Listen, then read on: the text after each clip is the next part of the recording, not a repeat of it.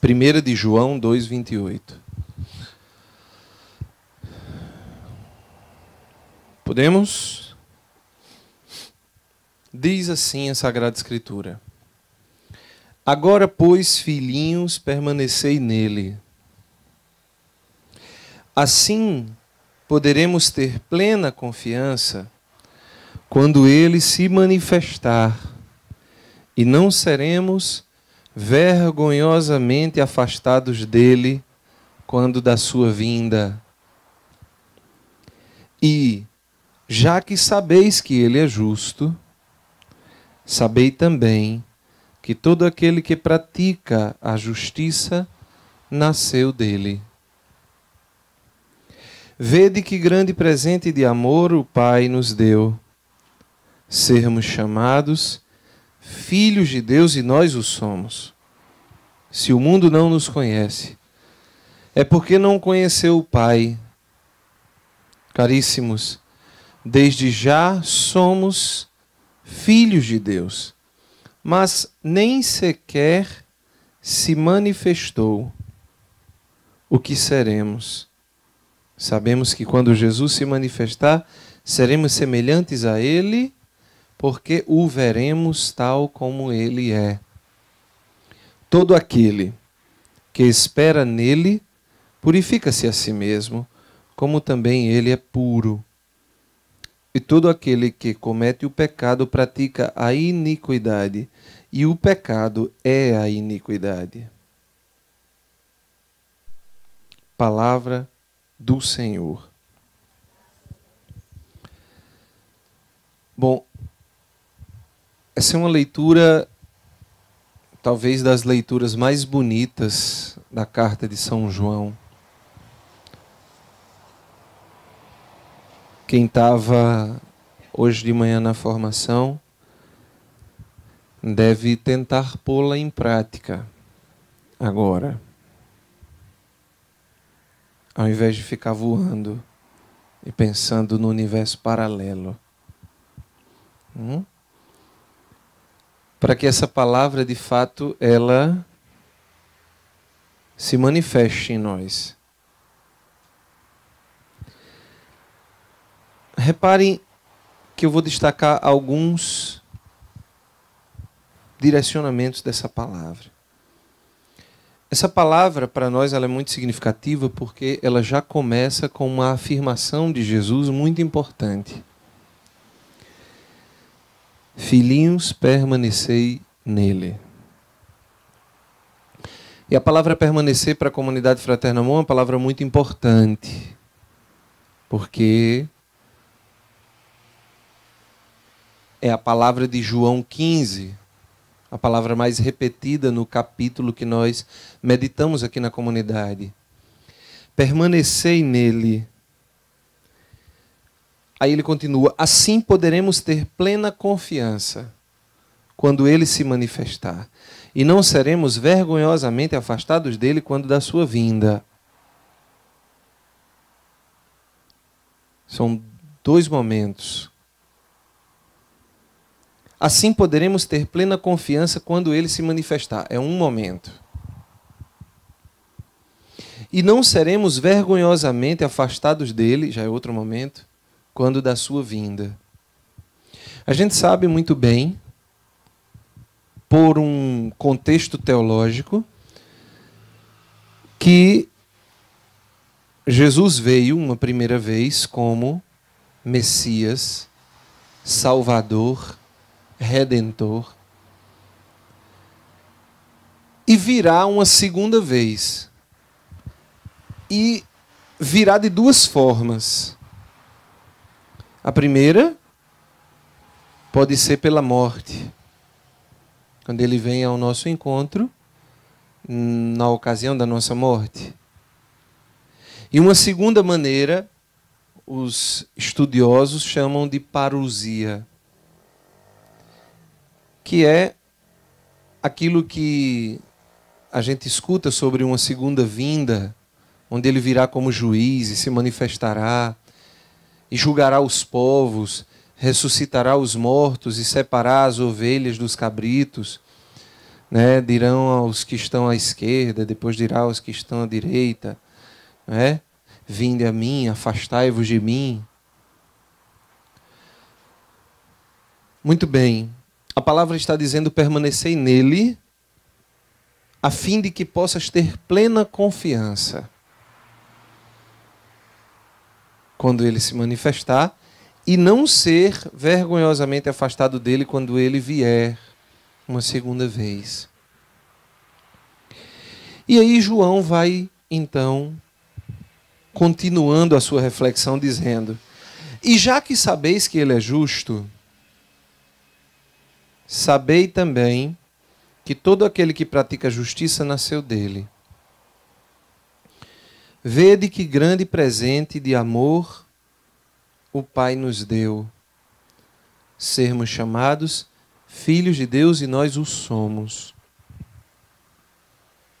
Se o mundo não nos conhece, é porque não conheceu a Deus, não conheceu ao Pai. Caríssimos, desde já somos filhos de Deus, mas nem sequer se manifestou o que seremos. Sabemos que quando Jesus se manifestar, seremos semelhantes a Ele, porque o veremos tal como Ele é. E aqui está uma palavra importante. Seremos semelhantes a Ele. Aquilo que nós já partilhamos uma vez na comunidade, que se nós pegarmos o livro do Gênesis, no capítulo 1, versículos 26 e 27, nós vamos ver que Deus, não é, Trindade, se convida a criar o homem. Façamos o homem. E ele diz: façamos o homem à imagem e semelhança. Mas quando ele cria o homem segundo a sua imagem, não segundo a sua semelhança. Está lá em Gênesis, né? Capítulo 1, versículo 27. Quando ele cria, o Senhor não nos cria à sua semelhança. Veja o que é que diz a Sagrada Escritura. Deus criou, versículo 27, o ser humano à sua imagem. A imagem de Deus o criou. Homem e mulher, ele os criou. Deus criou o ser humano à sua imagem, a imagem de Deus os criou. Mas não toca na palavra semelhança. E São João, na sua carta, nos revela o motivo. Porque nós seremos semelhantes a Ele quando o virmos tal como Ele é.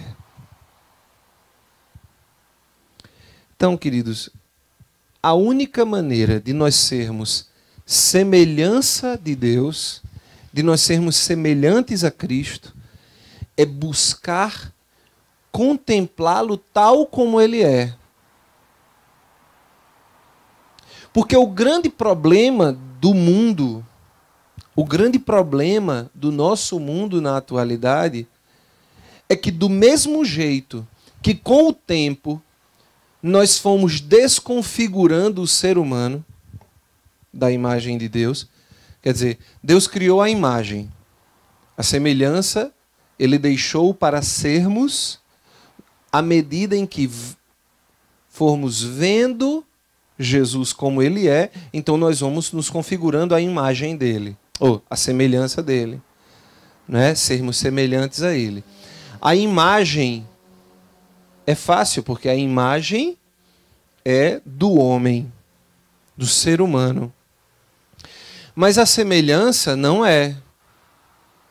A semelhança é divina. São Paulo vai dizer isso quando no hino, né, da carta aos Filipenses, ele diz que nós devemos ter o mesmo sentir e o mesmo pensar de Cristo, né? Filipenses capítulo 2, versículo 5. Você deve ter o mesmo sentir e o mesmo pensar de Cristo Jesus. Ser semelhante é ter o mesmo sentir e ter o mesmo pensar. Não é uma imagem física, mas tudo bem. Ao longo do tempo, o ser humano foi destruindo a imagem do próprio ser humano.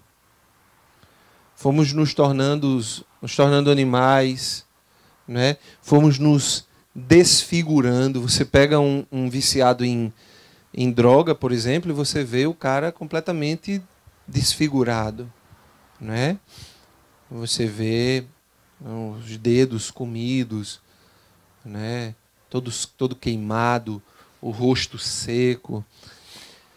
Do mesmo jeito você vai vendo as pessoas que estão prostituídas, etc.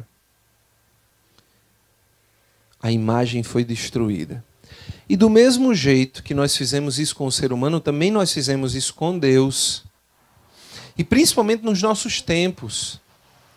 A imagem de Deus em nós e a imagem de Deus para o mundo, ela foi sendo desconfigurada. Então Deus é segundo a nossa conveniência. Se é conveniente para mim, ótimo. Se não é conveniente para mim, eu mudo. Por isso São João diz: filhinhos, permanecei nele. Permanecei nele. E assim você pode ter confiança, plena confiança, quando ele se manifestar. Permanecei nele, né? E você não será envergonhado. Permanecei nele.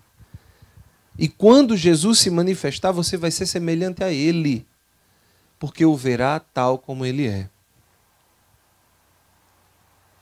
O grande sonho de Deus, é isso que eu quero resumir minha pregação de hoje. O grande sonho de Deus é que, de fato, nós sejamos filhos dele. Quando Jesus veio ao mundo como filho de Deus, ele veio para mostrar como é um filho de Deus.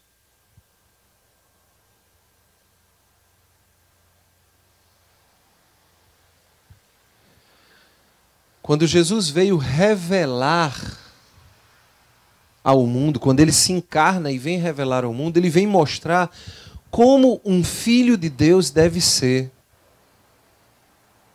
Um filho de Deus deve ser como ele. O grande sonho de Deus é que nós sejamos seus filhos. Esse é o grande sonho de Deus. É que sejamos seus filhos. Mas mais do que ser seus filhos, ele quer que nós sejamos como o seu filho é. Porque filho de Deus, todo aquele que é batizado já o é. Né? São João vai dizer, olha, e nós o somos, caríssimos, desde já, somos filhos de Deus. Mas nós podemos ser, não é, vários tipos de filho. Jesus mostra ao longo do Evangelho que existem tipos e tipos de filhos. A primeira vez que ele mostra isso é quando ele fala do filho pródigo. Ou pelo menos é a mais clássica, mais comum, mais conhecida. Haviam 2 filhos. Um pai tinha 2 filhos. Um deles chegou e disse: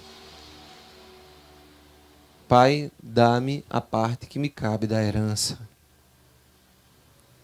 E o pai pegou a parte que cabia da herança do filho e dividiu. E deu para ele gastar. Ele foi, usou tudo.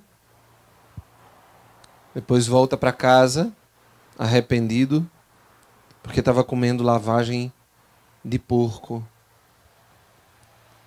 Quando chega em casa, o outro filho que ficou ao lado do pai não pediu nada, demonstra também sua fraqueza. Quando tem inveja daquele que chegou e o pai acolheu aquele filho que estava perdido. Mas eu estava aqui do seu lado o tempo inteiro, você não me deu nada. Agora vem esse teu filho que pediu a herança, foi embora, gastou tudo. Aí volta e o Senhor manda matar um novilho gordo, bota a sandália aos pés, um anel no dedo. E o pai olha e diz: este teu irmão estava morto e agora reviveu. Já tu estavas comigo o tempo inteiro, tudo que é meu é teu. Em outra ocasião, Jesus conta a história também de 2 filhos. O primeiro filho, o pai pediu: vai ao campo trabalhar. E o filho disse: não, pai, não vou.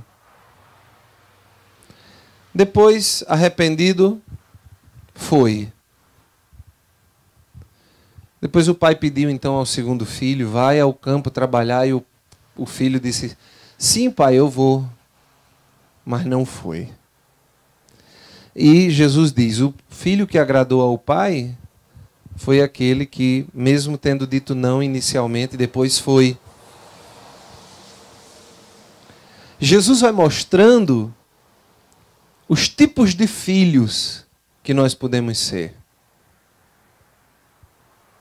Podemos ser o filho pródigo que pediu a herança, mas lá na frente teve a coragem de voltar para casa. Podemos ser o filho que ficou em casa, nunca se afastou do pai. Mas quando chegavam aqueles que estavam perdidos, ficava com inveja, porque o pai dava muita atenção a eles. Podemos ser também o filho que nega tudo que o pai pede, mas depois, mesmo assim, faz. Podemos também ser o filho que diz ao pai que vai fazer tudo que ele pede. Tudo que Deus pede, o filho diz: sim, vou fazer. Mas não faz. Ou, terceira alternativa, sermos semelhantes a ele. E sermos como o filho que nunca pediu a herança do pai. Permaneceu sempre ao lado do pai. Eu e o pai somos um. E ao invés de ter inveja daqueles que se aproximavam, dava a vida por aqueles que se aproximavam, pelos perdidos. Podemos ser também como aquele filho que nunca disse não ao pai, mas também nunca deixou de ir. Engraçado que na Sagrada Escritura, todos os exemplos de filho que Jesus deu eram imperfeitos. Tinham uma miséria que impedia que eles fizessem o papel de filhos com perfeição. Não é verdade? O filho pródigo é um exemplo quando volta para casa, arrependido, volta para casa. O filho que disse não é um exemplo quando, mesmo tendo dito não, vai. Né? Talvez seja por isso que São João nos diz: caríssimos, desde já somos filhos de Deus, mas nem sequer se manifestou o que seremos. Quer dizer, nós não estamos nem perto de sermos o que devemos ser. Ele diz: sabemos que quando Jesus se manifestar, seremos semelhantes a Ele, porque o veremos tal como Ele é. O problema é que muitas vezes a gente entende essa palavra como se Jesus fosse se manifestar na parousia, na segunda vinda. E por isso eu fiz questão de, no início da minha pregação, separar as duas coisas. Quando diz assim, poderemos ter plena confiança que quando ele se manifestar, eu disse, isso é uma coisa. E não seremos vergonhosamente afastados dele quando da sua vinda. São João nos esclarece que se trata de duas realidades. A manifestação, a epifania, nós celebraremos domingo, né? A epifania. A manifestação do Senhor. Né? Epifania é uma palavra grega que quer dizer manifestação. A epifania é uma coisa e a parousia é outra coisa. São João esclarece as duas realidades para que eu e você não fiquemos esperando para sermos semelhantes a ele só quando chegarmos no céu.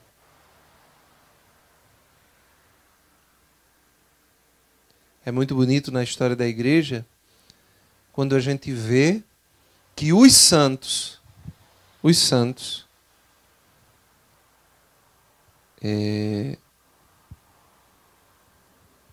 conseguiram ser semelhantes a Jesus. Né? Mas aqui está dizendo, deixa eu vir mais para cá. Oi? Não, porque a câmera eu acho que está filmando só Nossa Senhora, né? Tá me pegando também? Ela tá meio enviesada, não tá não? É vesga essa câmera? É vesga? Tá?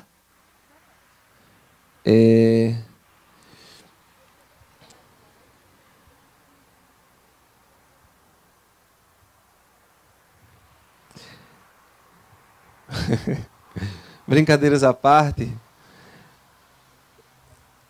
a Sagrada Escritura está nos trazendo uma palavra hoje de desafio. A palavra de Deus quer que sejamos como nosso Senhor é.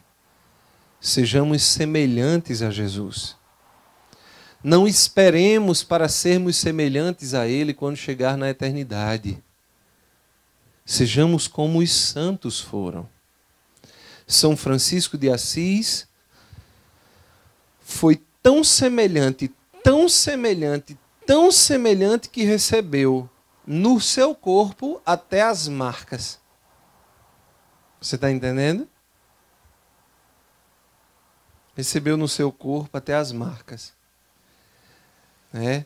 A Silaís Aline. Olha, se Jesus fosse um sotaque, Laís Aline já seria semelhante a ele. Né? Basta ela ir para qualquer lugar que ela volta falando o sotaque da região, né? Ela vai ali no Shalom, ali na Pedro II, nem no Ceará. E já volta falando cearense, né? Se Jesus fosse um sotaque, Laís Aline já era semelhante a ele, né? Ah, se nós nos impregnássemos de fato de Jesus e pudéssemos ser semelhantes a ele, como os santos foram. São Francisco não se impregnou do sotaque de Cristo. Ele se impregnou da vida de Cristo. Ele era tão semelhante que recebeu as chagas. Tão semelhante que recebeu as chagas. São Paulo dizia, né?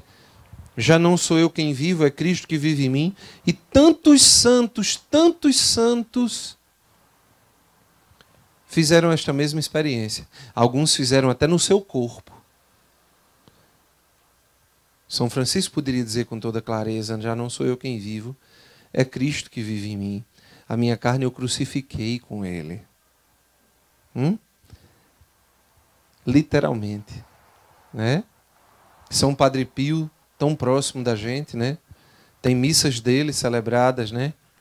No YouTube dá para você assistir missa com Padre Pio, né? E aí você vê tão próximo de nós um homem com as chagas. Conta os escritores da história de Padre Pio, contam que Padre Pio só do coração, ele coletava 3 copos cheios de sangue que saíam do coração dele, né? Da chaga do coração. 3 copos por dia. Quer dizer, se fosse um fenômeno paranormal, ele já estava morto, né? Com 3 dias, só se ele ficasse fazendo, né, transfusão de sangue o tempo todo, né? Todo dia, botasse para fora 3 copos só do coração, fora mãos e pés, né? Só um milagre. Era o sangue de Cristo vertendo em Padre Pio. Era um milagre, né? Do coração, Padre Pio tirava 3 litros de sangue por dia. Ana, como é que você sabe disso? Porque espremiam as faixas. Ele fazia a atadura, né, do coração, né, o buraco que se abriu aqui do lado. Ele tinha o buraco nas mãos, nos pés e no coração. E fazia a atadura, espremiam a atadura, 3 copos de sangue por dia. Do coração.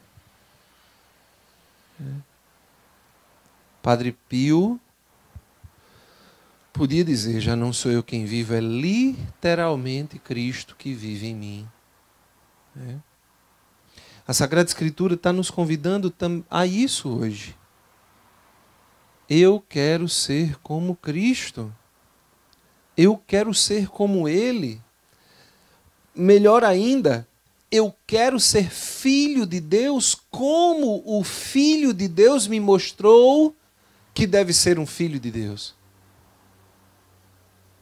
Eu não quero ser um filho de Deus qualquer, que anda por esta terra como se fosse um completo desconhecido de Deus. Eu quero ser um filho de Deus como o Filho de Deus ensinou que deve ser um filho de Deus. Só que existem algumas condições. Neste caso, não basta querer. Não basta querer. É preciso, primeiro, permanecer nele. A dica está logo no primeiro versículo. Primeiro, permaneça em Deus. Permaneça em Deus. Como é que você permanece em Deus? Mantendo-se em diálogo com Ele. Hã?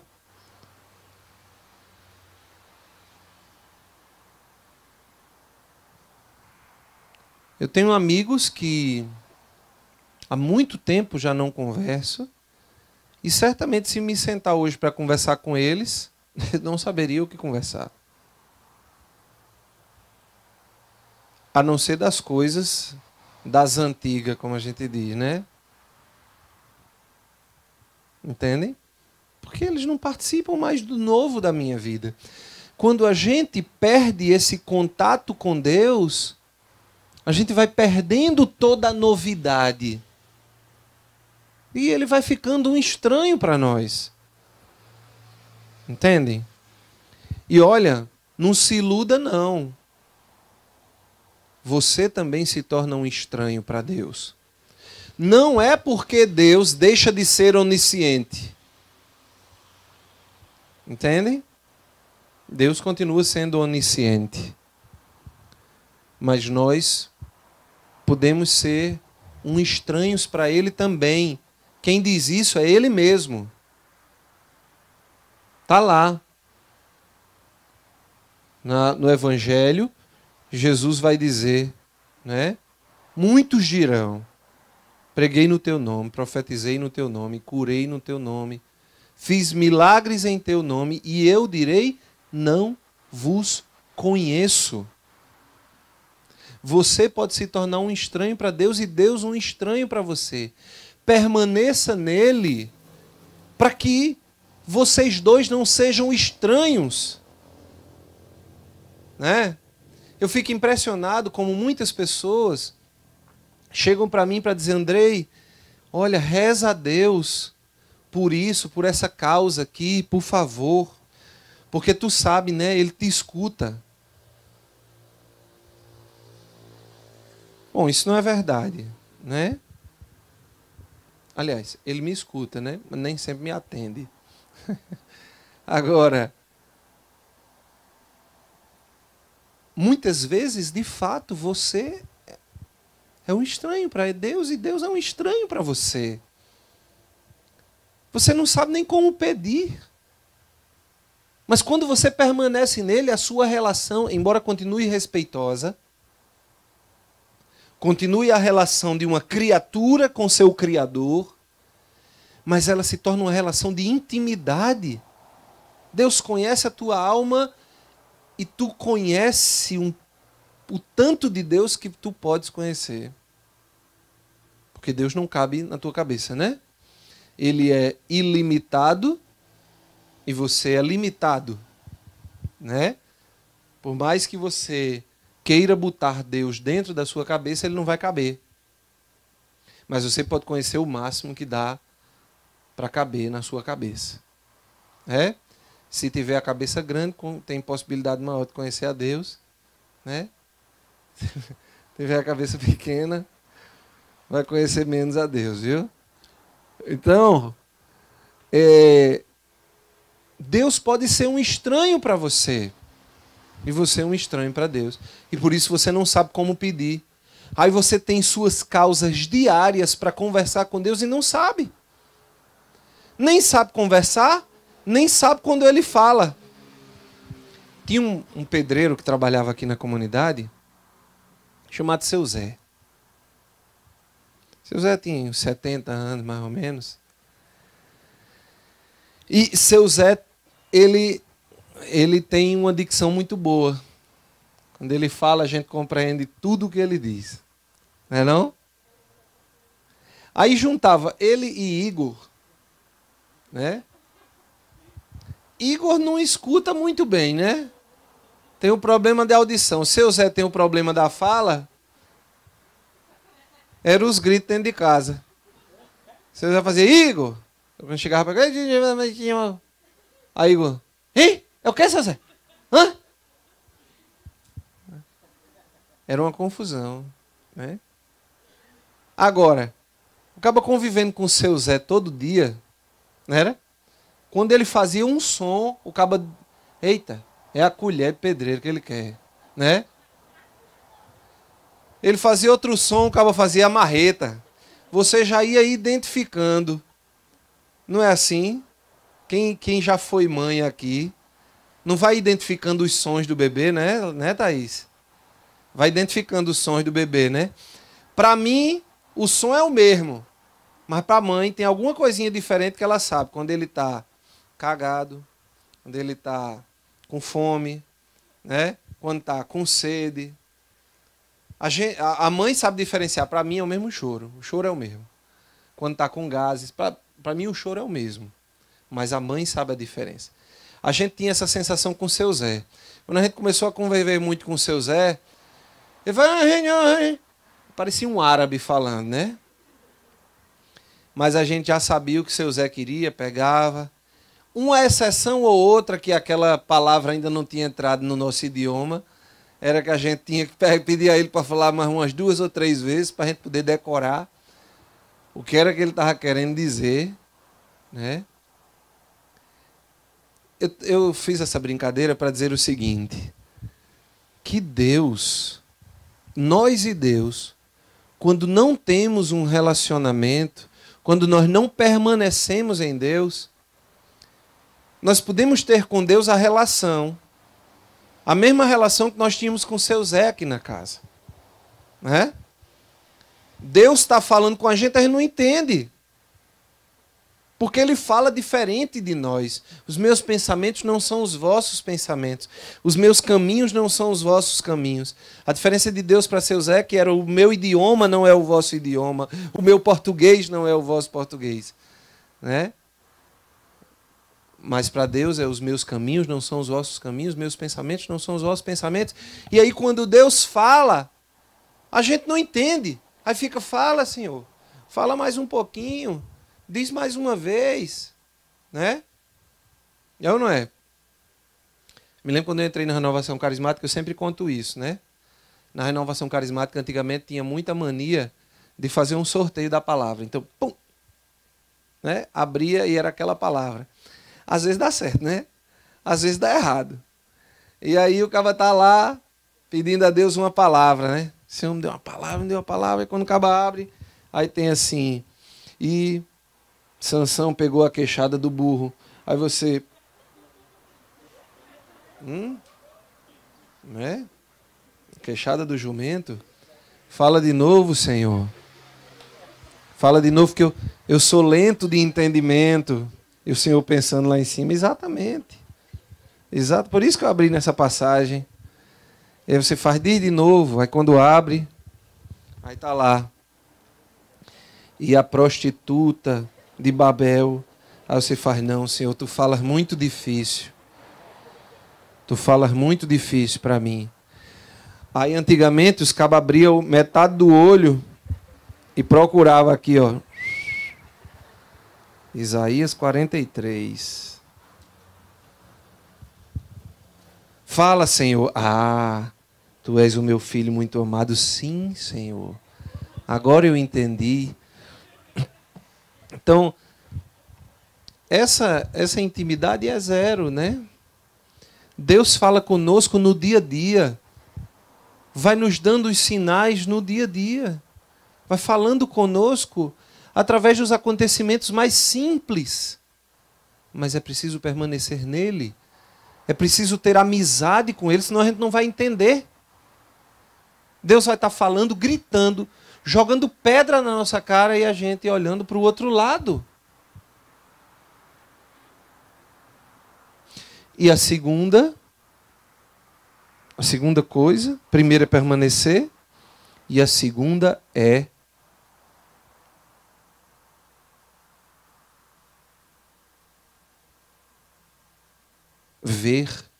vê-lo tal como ele é. Só vai conseguir ser um filho de Deus como o Filho de Deus é quem vê Jesus tal como ele é. Quem olhar para Jesus e pintar uma ideia de Jesus segundo a sua cabeça, não vai ser como ele nunca. Ele precisa se manifestar, ou seja, ele precisa aparecer diante de mim. Ele precisa aparecer, Jesus precisa se manifestar, ele precisa aparecer. O problema é que eu não deixo. Né? O problema é que eu não deixo. Me lembro dos meus tios, quando iam ajeitar alguma coisa aqui em casa, eu era pequeno. Então a gente queria aprender a fazer as coisas, né? Aí os tios faziam, vá, faça. Aí quando o cara ia botando a chave de fenda, não, deixa eu fazer. Você faz isso com Deus.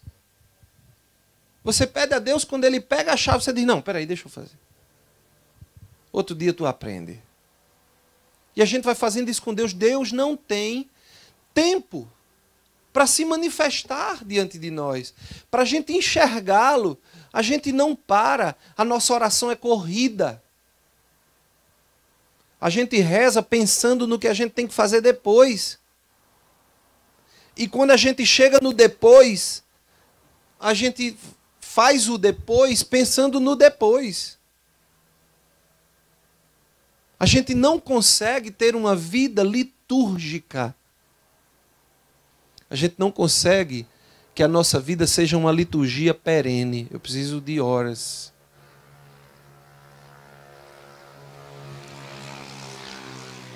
Nós não conseguimos ter uma liturgia perene. né? Me lembro que eu assisti um curso com o Padre Joãozinho.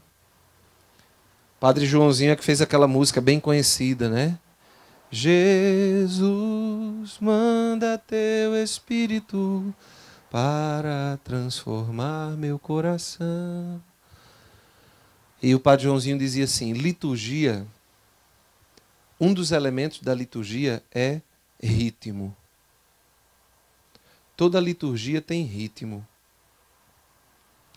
E a coisa mais difícil para um músico é tocar com alguém sem ritmo. É fácil tocar com alguém desafinado, mas é difícil tocar com alguém sem ritmo. Né? Eu sei porque na comunidade de vida, repare, quando eu entrei era eu, Eliara, Lúcia, Igor, Tamires e Ivone. Entendeu? Era equivalente à Sueli Façanha, né? Sueli Façanha, Eliana Ribeiro, né? Hã? Davi Sassa, né? Eu olhava para Igor, eu via Davi Sassa e Igor, né? Mas só na aparência, não viu? Bom nos olhos, né? Ah, Carajás. E aí, a gente ia cantar, né, na oração da manhã, e começava a Eliara de um lado, Igor do outro, Ivone de um lado, Ivone... Mas a gente conseguia rezar. Porque mesmo não tendo, né, uma coisa que diga, que afinação, mas pelo menos não era gente sem ritmo. O problema é que eu já vi um caba sem ritmo,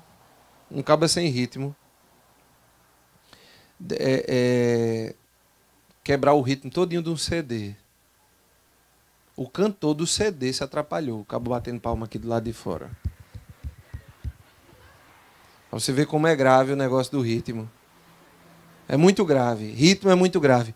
Eu duvido você cantar parabéns para você com uma pessoa batendo a palma na hora errada. Você já vê o cabo aqui, cabo sem ritmo, né? O braço é duro, repara, o cabo faz assim, ó. Parabéns pra você, né? É aqui, ó. Ele não sabe, aí ele vai aqui duro, né? E dá uma lapada assim que é... Se eu errar, eu errei só por um segundo. É terrível. Liturgia é ritmo. E andar com alguém desritimado é terrível. O que é...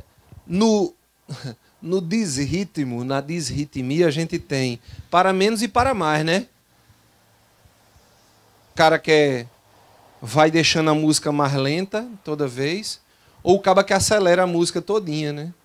Daqui a pouco você não está conseguindo dizer a palavra porque o ritmo está acelerado demais. Pois muito bem, a vida da gente não pode ter isso, ela tem que andar num ritmo, ela tem que ser litúrgica.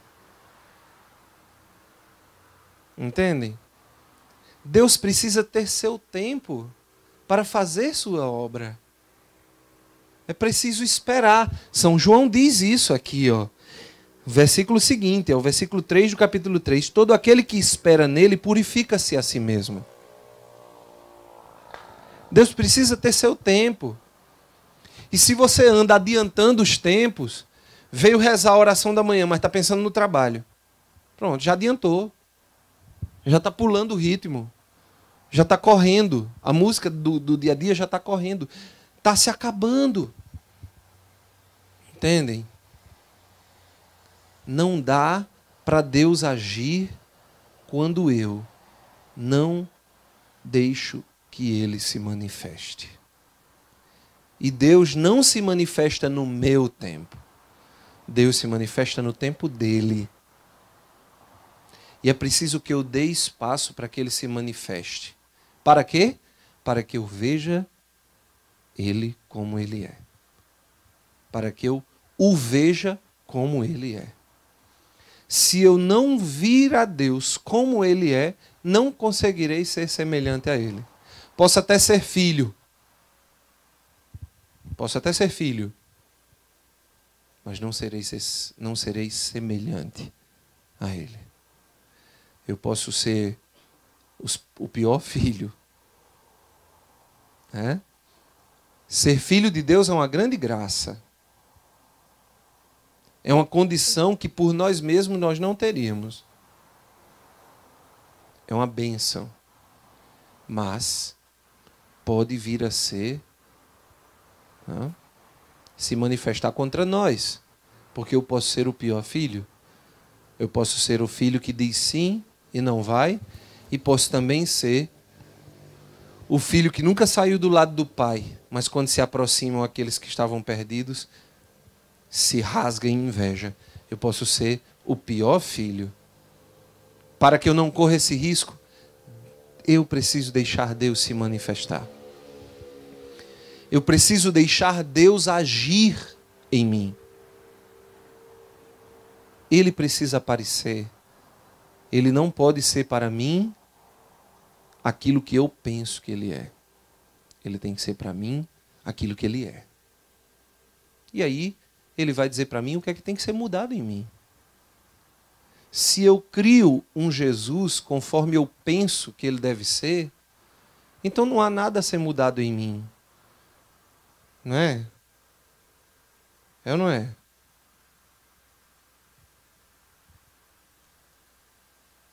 Se você cria um espelho, um Deus segundo a sua semelhança, ele vai mudar o que em você?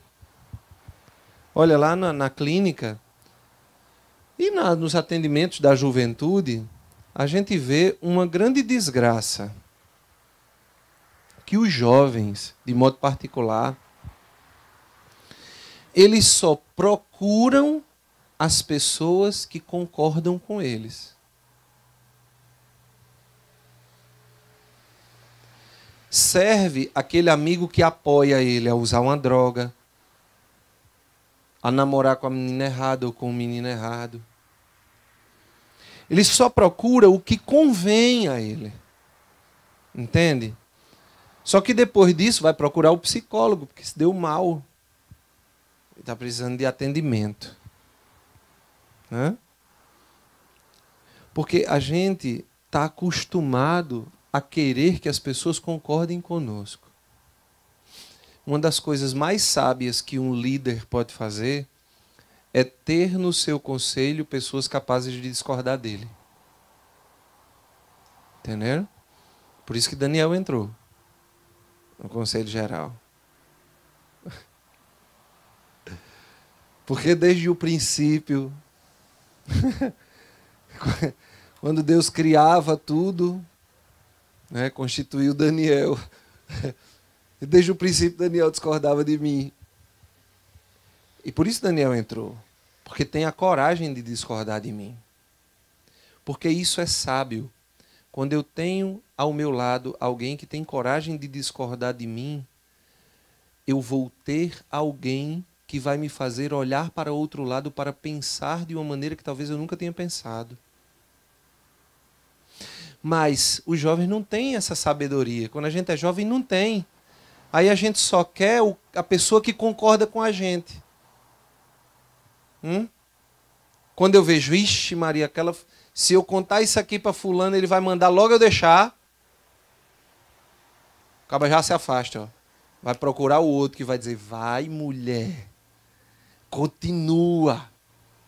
Vai com tudo, pula de cabeça.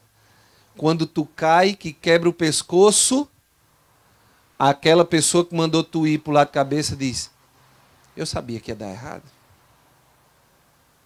Mas eu ia dizer para que ela? Tu não sabe que ela não ia desistir? É assim ou não é, Rebeca? Diga aí, é verdade. Você conhece ou não conhece as realidades assim? Então, minha gente, Se a gente faz isso com os nossos amigos aqui da terra, a gente tem a tendência a fazer isso com Deus também. A gente quer um Deus com... A gente cria um Deus que tende a concordar com tudo, com a gente em tudo. Né? A gente vai criando Deus que concorda em tudo com a gente. Olha, desconfia. Quando você estiver vendo um Deus que está aprovando tudo que você faz, desconfie de duas coisas. Ou você é um anjo, vá procurar a asa que você perdeu, porque se Deus está concordando com tudo que você faz, filho, São Miguel Arcanjo está com inveja de você. Ou desconfie de que você não está enxergando Jesus tal como ele é. Porque o Deus que eu conheço, ele tende a discordar de nós, porque nós tendemos ao erro. Né? Nós temos uma propensão para errar.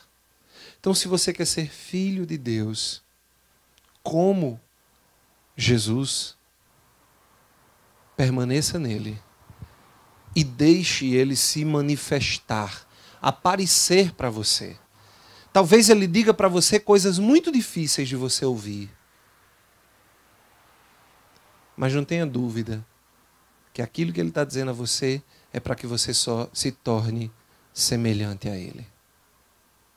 Amém. Vamos então rezar agora para concluir o nosso grupo de oração. Vamos pedir a Deus, né, Daniel? Chegue. Vamos pedir a Deus que nos dê a graça de permanecer nele e que ele se manifeste em nós.